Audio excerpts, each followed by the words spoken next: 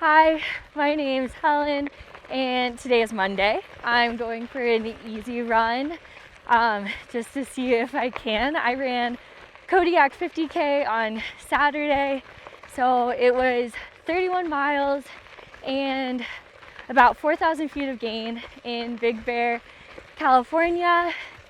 And yeah, I ended up winning for women and I got 9th overall, which I was super excited about. I ran 4:13, which is about 8 minutes and 10 seconds per mile.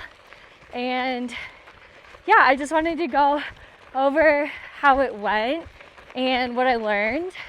And yeah, I was really excited to run this race for a lot of reasons, but one of them was that since it's part of the UTMB World Series, usually there's like a pretty good start list, and so I was excited to get to race some fast people. And it was funny, like about a month before, Claire Rhodes had won the Rut, and I was saying that I've never raced her and I thought it would be really fun to. And then I saw her name on the start list, so that was pretty exciting. There's some other people signed up that didn't show up, but that's kind of how it goes late season. So I was really excited to try to race Claire.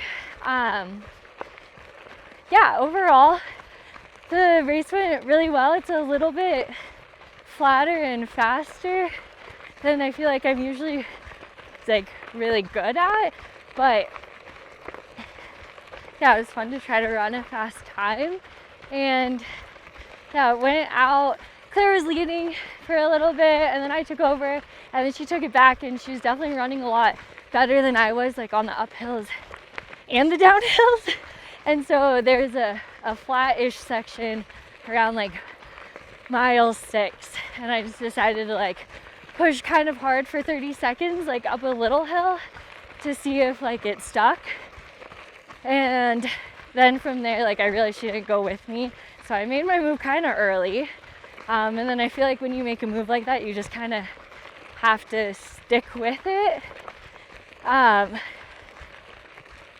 my coach and I were talking, and like we thought that I could run between 4:10 and 4:15, but I went out a little hard and ran the first half kind of fast. I think I went through like the halfway mark at like a little bit under 2 hours.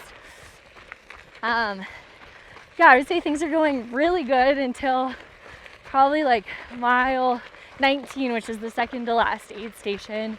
And I don't know, I just made some mistakes that it's a little frustrating because I feel like I've practiced this a lot and I know better at this point, but I started getting kind of nauseous, and instead of like still making myself eat, I just stopped and I ran out of water. And so I started getting dehydrated, and I feel like you're kind of okay for a little bit until you're not. And so then at mile 19, there's another woman, Jackie, and she actually like got out of the aid station a little bit faster than I did. And so the like biggest climb in the race is right after that. And so I tried to push pretty hard up that climb just to kind of gap her. And it worked, but then my ankles started cramping, which I don't know if I've ever experienced. And then my hamstring started cramping. And then probably like by mile 20, I like completely ran out of water, which was a bummer. So yeah, that whole like climb was pretty rough. And so then when I got to the last aid station at like, I think it's at like 25 and a half miles, I was so excited. And I got 2 whole bottles, and then I also put like salt in one of them to try to like mitigate the cramping, because at that point like my calves have started cramping and like my hips a little bit too. And then there were firefighters at that aid station, and I got a friendship bracelet. It says "fuck yes." They're like, "You have fuck yes energy," and I said, "Hell yeah, brother." So I was super excited about my friendship bracelet. And then from there, yeah, I only had like, I don't know, 6 miles left, 5.5.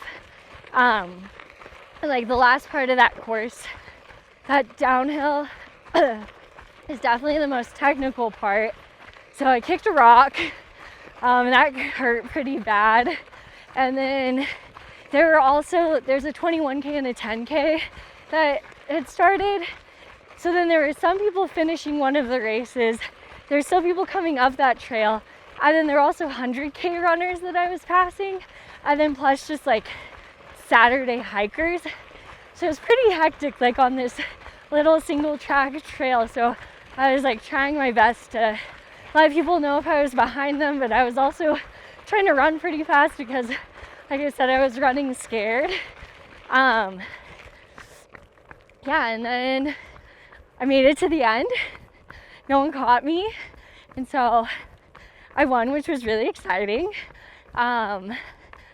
It's funny because like I've run like races and never gotten any blisters, and I still pretty much had like the same sock and shoe setup, and I got like pretty big blister on one of my big toes, and on the tops of some of my toes, and then like on the inside of my arch.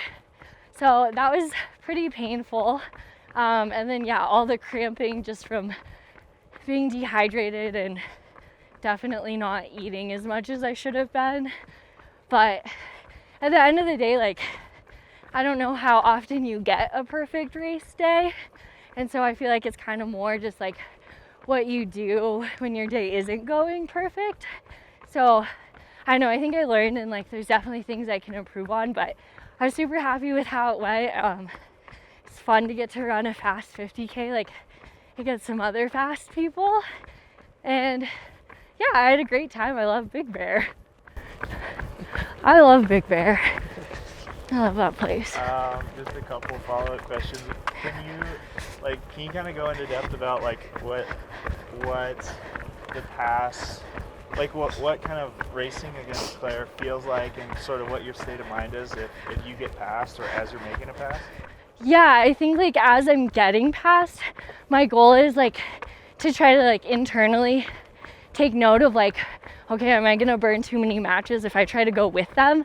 Because sometimes I feel like if someone puts in a surge, and usually like, I mean, we talk about this with the middle schoolers that I coach, if like someone surges past you, they're probably not gonna keep that pace and they'll slow down. So if you can hang with them, like, then you know that and you see it. Whereas like, if you don't go, you see someone run past you super fast and you're like, well, shoot, like, I don't think I can run that fast. So I feel like that's my mindset, like getting past is like, try to stick with them the best you can. And then when I'm passing, I do the same thing. I'm like, okay, you just have to run hard for like 30 to 45 seconds, like just start counting down in your head, and see if they go with you. And then if they do, cool, like maybe wait 5 minutes and like try to do it again. Or if it's that early in a race, like, I don't know, maybe just see how it goes. But I feel like it's happened to me before where like you lose contact and then they end up slowing down. You're pretty much running the same exact pace, but they put in that one surge and then they beat you by like a minute. And if you had just gone with them, then it could have ended up different. So I feel like I try to avoid that from happening to me. I just feel like she's such a good mountain runner. And I mean, I don't know, I haven't asked her, but I feel like we would both probably say our strengths are like running mountainous 50Ks. So I think it'd be fun to get to race her in something that we feel like we're both like a little bit better suited for. But regardless, like, it was fun to try to run fast. It's definitely a little different when you don't get to hike at all. You talked about kind of making some nutrition mistakes. Yeah. Like, what would you tell me about that, and then like what would you change in the future? Yeah, so normally I try to eat like 80 to 90 grams of carbs an hour. And since I stopped eating at like 2.5 hours, I think I only averaged like 45 grams. But pretty much I ate all my nutrition at the beginning. Just I like started getting nauseous, and instead of pushing through it, I was just like, I don't want to throw up. And who knows if I would have. And so I just like kind of wimped out on that front. Yeah, and then I just had like 90 grams of carbs in a bottle, and I was gonna try to drink that over 2 hours. And I think since it was hot, like if I could go back and redo it, especially with how like spread out aid stations were, I would have done like 60 grams of carbs in a bottle per hour and then just one gel instead of trying to eat 2 gels. So I feel like it was just kind of a lot with how warm it was, and then plus I did need more fluids. Yeah, so I honestly feel like physically, even though, I mean, 4 hours is kind of a long time to run, but I feel like I do that pretty often. Just like running the whole time and running kind of fast and using the same muscle group since you're not hiking, I feel like I get so much more sore than I do from like a hilly 50k. So yeah, I feel okay for like 2 days removed, which is normally the worst. But I feel like sometimes just going on like a little run and getting like blood moving helps quite a bit, even if it's like slow or you just walk. Yeah, I feel like recovery afterwards, like I just try to eat a lot and like get a good night's sleep, which unfortunately I didn't really do this time just because of like travel and flights, and then like the night after the race I just woke up at 2 a.m. and I was just really awake. I couldn't go back to sleep, which was a bummer. But yeah, I guess like focusing on like nutrition and sleep. Mentally after, I feel really good. Like I'm super happy with how it went, and I feel like I kind of had some big races that I targeted this summer and they didn't go well, and so it's nice to feel like I had a race and I get to end this season with some things that have gone well. I just love running 50Ks. Like, I didn't miss a meal. It was only really painful for like 10 miles, 12 miles, and not like 30 or 40, which was cool.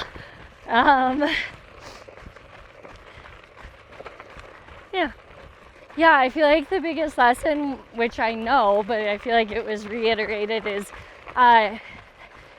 it doesn't matter if you want to, you just have to. And I feel like I could have been better about that with nutrition. Like I didn't have to want to eat it, I just had to do it. And I unfortunately didn't. So I feel like that was probably my biggest takeaway. And I think the things that I was most grateful for this weekend were just like the community, and that this race even got to happen. Like there's a big fire, and so they were pretty unsure, like really up until the week of. And so just that the Forest Service gave the okay that it was safe, and that the race directors like had whole like reroutes of all the courses. And I mean, at least for my race, like I feel like it went really well, and like the course was well marked. And so I'm just really grateful that all these people came together to make it happen. And I don't know, just like the sense of community you get to feel at these races. Like sometimes there's people that I met at races, and then you get to see them like at the start line, or like as they're finishing their race if they're in a different one. And I just feel like that part is always so fun. This has been Race Recaps with Helen. Thanks for watching, and I'll see you next time.